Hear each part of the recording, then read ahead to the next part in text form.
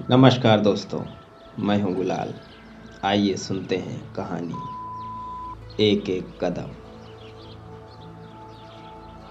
कहानी शुरू होती है एक राहुल नाम के शख्स से। राहुल की उम्र करीब यही 30-35 होगी। अधेड़ वर्ष का राहुल आज सुबह सुबह भोर में जब नींद से जागा तो उसे मंदिर से आती हुई घंटियों की आवाज सुनाई दी। राहुल चौंका।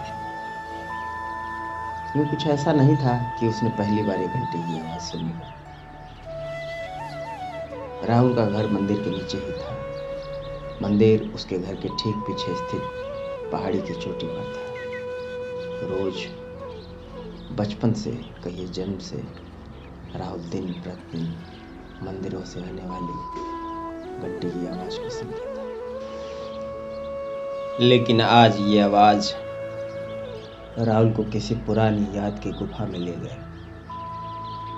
याद है जब राहुल 10-12 साल का रहा होगा, उसके दादाजी रोज सुबह नहा धो करके इस मंदिर में दर्शन के लिए जाते थे। मंदिर बहुत ही प्राचीन और लोकप्रिय था। इतना लोकप्रिय कि दूर दूर से लोग तीर्थाटन के लिए यहाँ आते थे। खुद राहुल की जो पारिवारिक दुकान थी उसमें पूजा के सामान और लौटते हुए श्रद्धालुओं के घर ले जाने का प्रसाद, टिकली, बिंदी इत्यादि इत्यादि, इसी से उसका जीविकोपार्जन होता था। रोज सुबह राहुल उठकर दुकान पर बैठ जाता और दिन भर व्यापार करता। यही उसकी जीविका थी।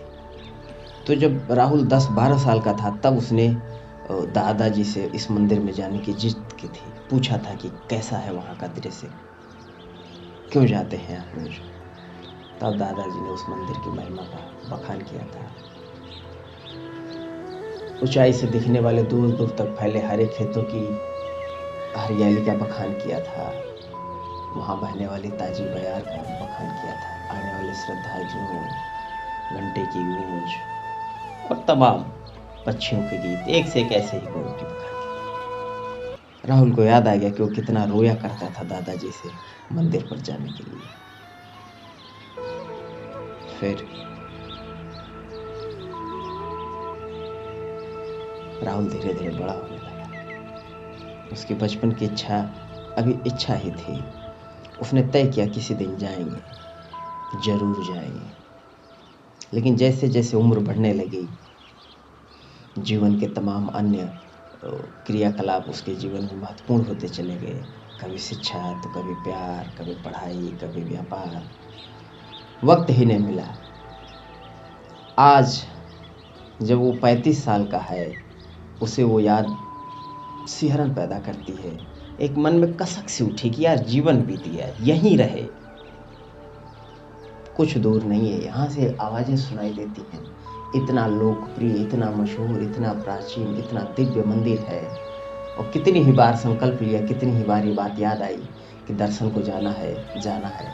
लेकिन कभी कोई काम, आज दुकान कर लेते हैं, आज ग्राहक जाता है, आज त्योहार है, कहीं कुछ, और देखो जीवन बीत गया।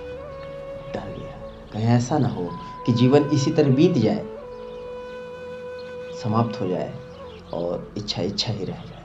राहुल ने तय किया कि नहीं, बहुत हो गया, अब नहीं कल पे टालेंगे, आज ही चलेंगे। ठीक है, निर्णय लिया, उठा, नहाया। शरीर में कुछ उत्साह था, मन में उमंग थी, आस्था थी। नहाया, कपड़े बदले और लालटेन लेकर चल दिया। कुछ ही दूर गया होगा, खूब रोमांचित, खूब उत्साहित, उत्फुल्लित था बिल्कुल कि आह, बचपन का देखा सपना आज पूरा कर रहा हूँ। कितना आनंद, कितनी खुशी है। आज मैं वो कर रहा हूँ जो मैं हमेशा से चाहता था, जो मेरा स्वप्न था, जो मेरी इच्छा थी। खूब उमंग में चला गया। जैसे ही बस्ती से बाहर निकला तो वो जंगल, पहाड़ पे जंगल था और ऊपर था तो रास्ता जंगली था। कुछ ही दूर अभी जंगल में प्रवेश किया हो कि अचानक उसका मन एक भय से भर गया कि अरे ये तो जंगल है, पढ़ा नहीं था उस दिन पेपर में, क्या निकला था, एक तीर्थयात्री को बाघ ने दबोचा। पता है हम जहरीले सर्प निकलते हैं, मंदिर जाने वाले रास्ते पर सर्पों का डेरा, फिर ऐसे ही एक से एक बढ़ के खबरें। मंदिर जाने वाले रास्ते में पॉकेट मार सक्रिय। मंदिर के लुटेरों ने जो है गर्भवती स्त्री को भी नहीं छोड़ा। जितनी भी बेकार हेडलाइनें थी न्यूज़पेपर की सब उसके दिमाग में कौंधने लगी। राहुल डर गया, घबरा गया। अभी जो इतना उत्साहित था, इतना आनंदित था कि ओह मैं अब वो करने जा रहा हूँ जो मेरा स्वप्न है, मैं वो करने जा रहा हूँ जो मैं चाहता हूँ, घबरा के बैठ गया। मैं क्या कर रहा हूँ, मैं कहाँ निकल आया इतनी रात को, क्या जरूरत थी? क्या होगा अगर मुझे किसी सांप ने काट लिया? क्या होगा अगर बाघ ने मेरे ऊपर हमला कर दिया? क्या होगा अगर चोर मेरे पीछे पड़ जाए? आज मेरी दुकान का क्या होगा? कितना नुकसान हो जाएगा? मैं कब तक लौटूंगा? डर गया। अभी राहुल अभी क्षण भर पहले जो इतना उत्साहित आनंदित था कि मैं वो कर रहा हूँ जो मेरा स्वप्न है, मैं वो कर रहा हूँ जो मेरी चाहत है, डर गया। हजार हजार कारण विविध प्रकार से उसके सामने आने लगे कि मैं ये क्यों कर रहा हूँ, मुझसे भूल हो गई और मैं आगे जाऊंगा तो कैसे जाऊंगा। अचानक ही इन काल्पनिक विचारों ने राहुल को इतना भयभीत कर दिया कि वो सामने स्थित एक पुलिया पर बैठ गया, डर के बैठ गया। क्या करे, आगे जाए तो वही खतरा, पीछे जाए तो वही खतरा। जंगल के बीच में डर के मारे कांपता हुआ चुपचाप लालटेन लेकर बैठ गया। सोचने लगा, यार इतना कम से कम सैकड़ों किलोमीटर लंबा रास्ता है, इतनी घुमावदार पहाड़ी है, जंगल है, इतने खतरे हैं, और लालटेन है कि 2 फलाक से ज़्यादा दिखता नहीं, 10 फीट से ज़्यादा दिखता नहीं। सैकड़ों किलोमीटर डिवाइडेड बाय 10 किलोमीटर, अरे गणित पड़ी है, कैसे तय कर पाऊंगा? कितना कम संसाधन है मेरे पास, कोई बंदूक नहीं, कोई भाला नहीं, कोई टॉर्च नहीं, लालटेन ही तो है। क्या भरोसा कब बुझ जाए? क्या होगा अगर जब हमला हो जाएगा? अचानक ही उसे भयाक्रांत करने वाले विचारों ने घेर लिया। राहुल चुपचाप गुमसुम होकर बैठ गया। सोचता रहा, कोसता रहा, मैंने क्यों किया ये, मैं कहाँ से आ गया, किस मनहूस घड़ी में मैं चला था, कौन सा सपना, कैसा सपना? कुछ नहीं होता ये सब, व्यवहारिक बनो, प्रैक्टिकल बी प्रैक्टिकल।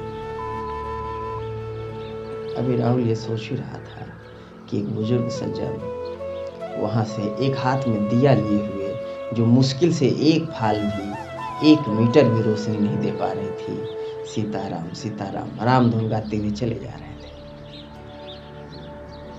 राहुल ने उन्हें देखा, रोका।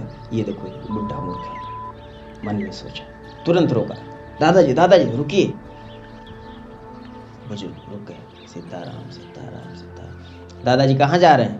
बेटा मैं तो दर्शन को जा रहा हूँ। अरे दर्शन को जा रहे हैं, पागल हो गए? इतना भोर में पता है नहीं पेपर पढ़ते हैं कि नहीं? न्यूज़पेपर पढ़ा है? कितना खतरा है इस रास्ते पर, कितने चोर हैं, सर्प हैं, अजगर हैं, बाघ हैं, कितने जंगली जानवर हैं, कुछ पता है आपको? बुजुर्ग शांत रहे, रामधुन जारी रहे। और दादाजी आपने कुछ गणित पढ़ा, कुछ रीजनिंग पढ़ा, कुछ तर्क शास्त्र जानते हैं? अरे सैकड़ों किलोमीटर लंबा जंगली पथरीला रास्ता, और ये दिया, कुछ पता है आपको? कुछ हिसाब लगाया, कुछ बुद्धि है, कुछ गणित लगाया है, कुछ दूरदर्शिता है कि नहीं? बुजुर्ग मुस्कुराए, बोले बेटा तुम यहाँ क्यों बैठे हो? अरे मैं क्यों बैठा हूँ, मैं इसीलिए बैठा हूँ, मैं सोच रहा हूँ मैं क्या करूँ, ये मिस्टेक हो जाएगी, इतने कम संसाधन लेकर इतना आगे बढ़ा जाएगा, खतरा हो सकता है। बताइए, ये लालटेन तो जो है 10 कदम भी नहीं दिखाती और रास्ता कई 100 कदम का है, तो बाकी अंधेरे को कैसे मैं मुकाबला करूँगा? बुजुर्ग ने हंसते हुए कहा, अरे बेटा जब तुम 10 कदम आगे जाओगे तो रोशनी भी तो 10 कदम आगे चली जाएगी। सीताराम सीताराम सीताराम। राहुल चौंका। बुजुर्ग ने अपनी बात आगे बढ़ाते हुए कहा, बेटे उम्र हो गई है मेरी, यहीं बैठे बैठे जीवन भर का स्वर्ग नर्क का हिसाब मत लगा लो, वर्तमान को जियो।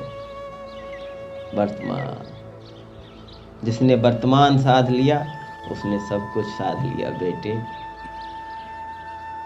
कल क्या होगा, परसों क्या होगा, जब तुम 50 साल के हो जाओगे तब क्या होगा, 60 साल के हो जाओगे तब क्या होगा, ये नहीं होगा वो नहीं होगा, इतना मत सोचो। वर्तमान, वर्तमान को देखो बेटे, यहाँ से 10 कदम दिख रहा है, 10 कदम चलो, फिर आगे के 10 कदम वहाँ से दिखेंगे। भय से दबे हुए राहुल, कौन बुजुर्ग की बातें समझ में आ गई। जीवन यहीं बैठे बैठे विचार करते रहने का, हिसाब लगाते रहने का विषय नहीं है।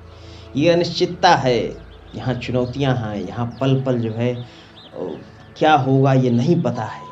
यही जीवन का स्वाद है, यही जीवन का नियम है।